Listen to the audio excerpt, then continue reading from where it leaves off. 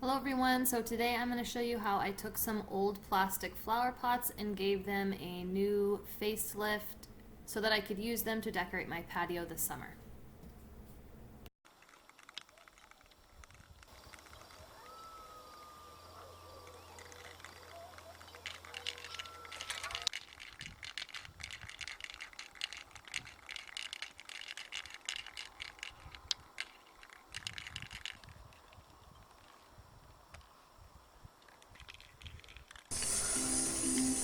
I sprayed all of my pots with a high quality spray-on primer to give me a good base coat for any of the painting that I wanted to do in the future.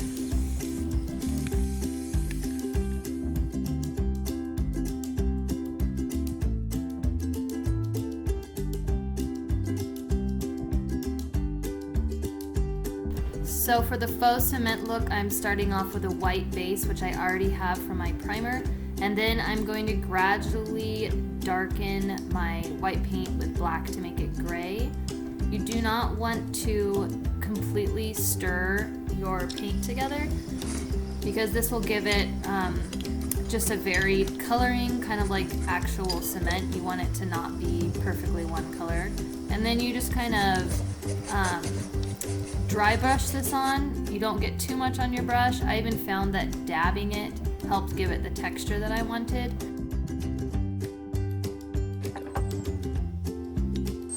I also took a dampened rag and dabbed it on, as you can see here. And you just kind of dab until it's sort of blended but not completely blended, and just keep playing with it until you get the texture that you're looking for.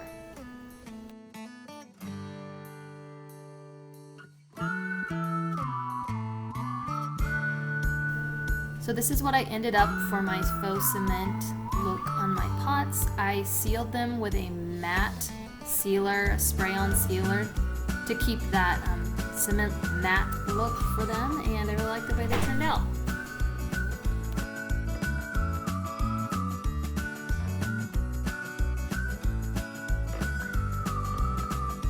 So for the gold leaf look, I of course primed my pots first with the white primer.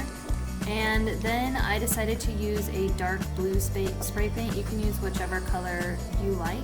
And I just kind of went around and spray painted about half the pots, doing some in different angles and just kind of being creative with where I wanted the color.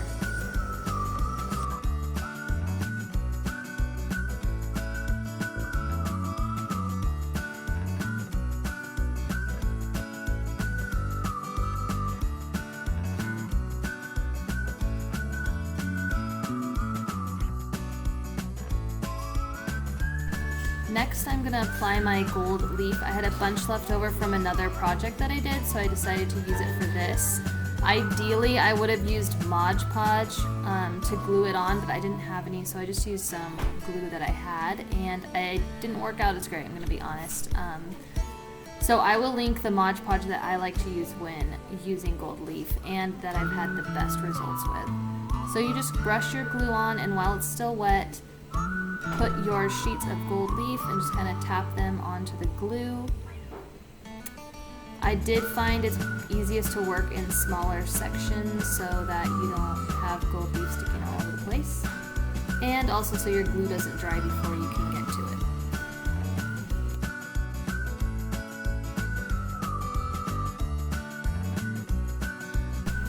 I just continued sticking gold leaf on to cover up the seam between the blue and the white paint. And then you need to let that completely dry before you try to remove the excess gold leaf.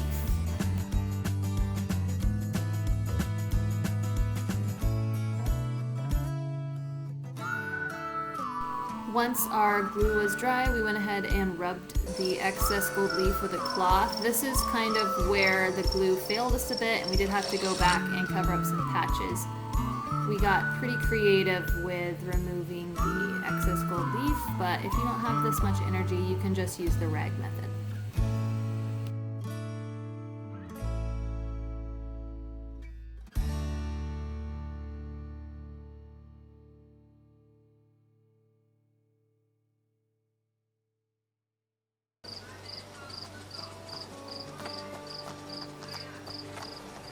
So I happened upon this basket tower at a thrift store for a little less than $4, and when I saw it, I knew that I wanted to use it as an herb planter for my patio.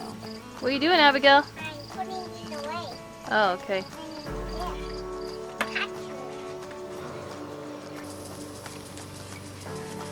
So you're gonna need to grab some plastic and cut a chunk out to go into the base of each of your little basket spots.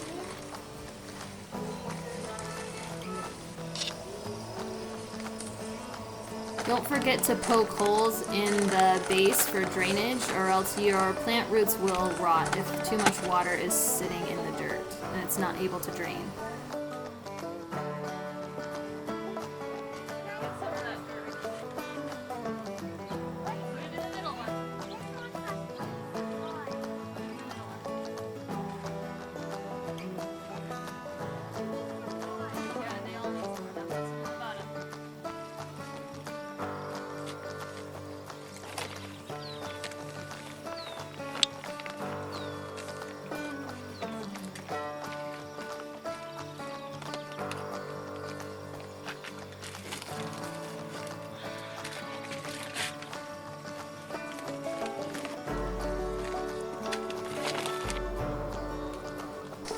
I like to trim my plastic after I have my plants planted. That way you can just see exactly where the dirt line is and trim the plastic even with the soil.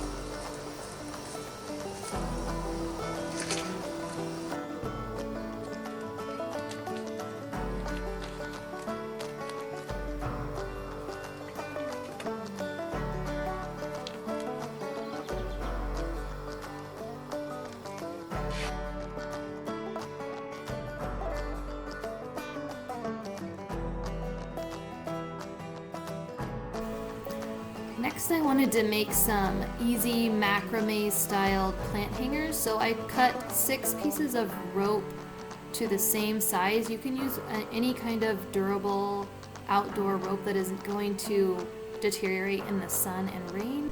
Start by tying all of the ropes together with one big knot. This will be the bottom of your hanger. And then you're going to separate them out into pairs, and you should have 3 groups of pairs. I like to just separate them out so I can clearly see which pairs belong together. Then, depending on the size of your pot, I started about 6 inches up, tie a knot, tying the 2 ropes of each pair together.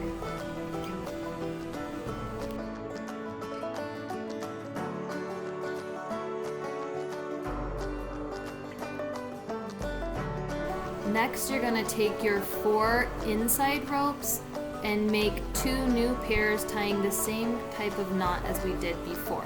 Again, leaving about 6 inches of slack before the knot.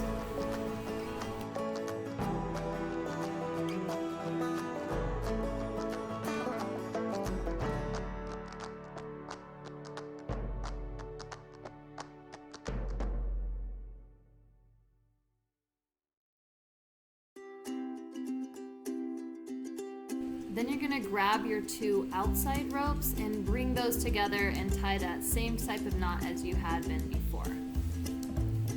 This will be your final knot, and that's going to create a little basket for you to slip your pot into.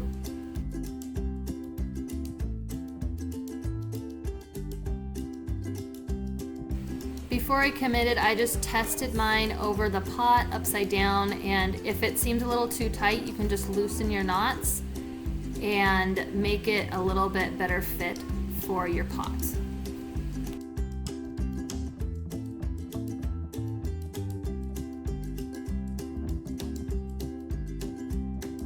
I kind of played around a little bit with how to finish the top and bottom. I did tie a little twine knot and cover the rope knot at the base of the planters. You don't have to do this. This was just optional.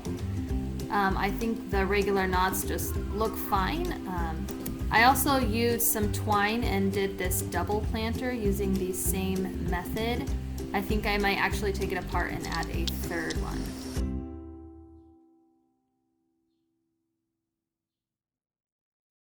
For my final project, I'm going to be making some simple boxes out of reclaimed wood that I can set some planter pots into. So you're going to need to find the length of your pots you will be using and also the width plus 2 board widths for the width of the box.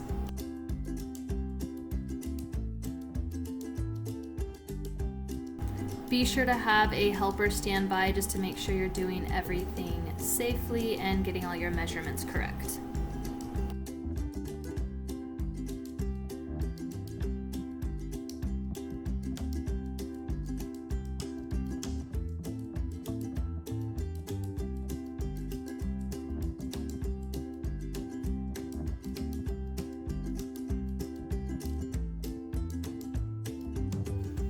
After you've cut your boards to length, you can just put them together using nails or screws. I would suggest using screws. I know I use nails, but that's because that's what I had.